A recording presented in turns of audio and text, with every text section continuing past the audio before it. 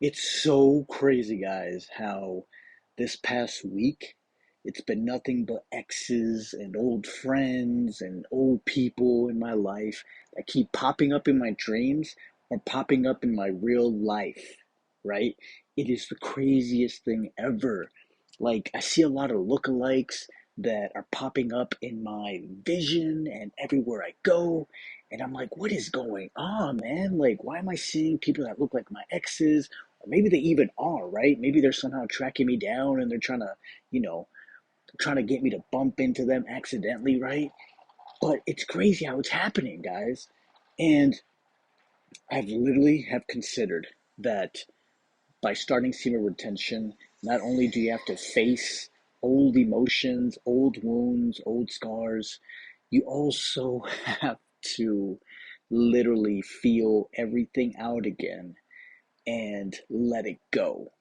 Now, I thought after all these years of working on myself and dealing with these situations already, that they'd be done and gone away completely with.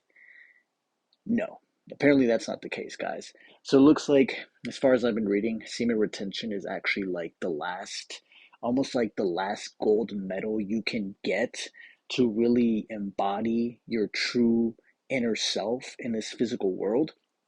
And I guess apparently semen retention is showing me that I still have just a little bit more work to do when it comes to releasing certain old emotions in my life.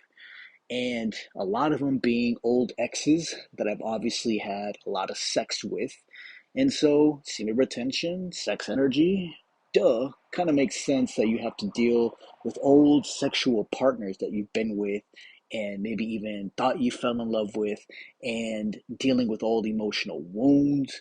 And just realize, guys, that you may have to go through this again. And if you've had a lot of sex like I have, like a lot of sex, you're gonna have to deal with all of that energy coming up to the surface. And sometimes you'll feel drained because for the longest time, I'm like, I was like, what, shouldn't I have more energy on seeing retention?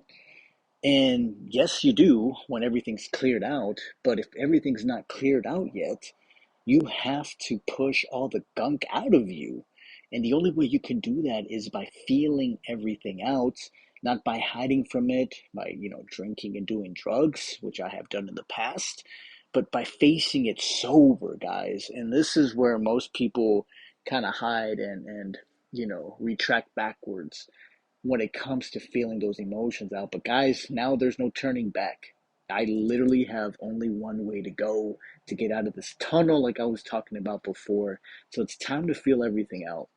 And sometimes after you feel that out, you feel depleted because you're really letting go of all this emotional baggage, right?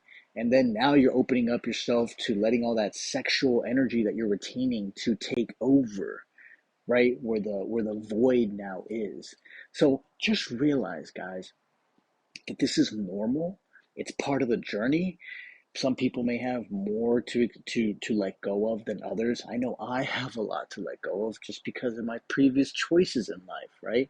And like I said, I've lived a very healthy sexual life. I mean, I've gone years and years of just having plentiful amounts of sex. Of course, that led to a lot of depletion, but I've learned my lessons. Anyways, guys, so I got a lot to let go of. And so here we begin this journey that I'm gratefully sharing with all of you. So sit back, put on your seatbelt, and hang on for this ride, guys. Let's get to it. Join me on this journey as well. Let's face these emotions together and get to it. Sending you guys lots of love. Talk to you guys very, very soon. See ya.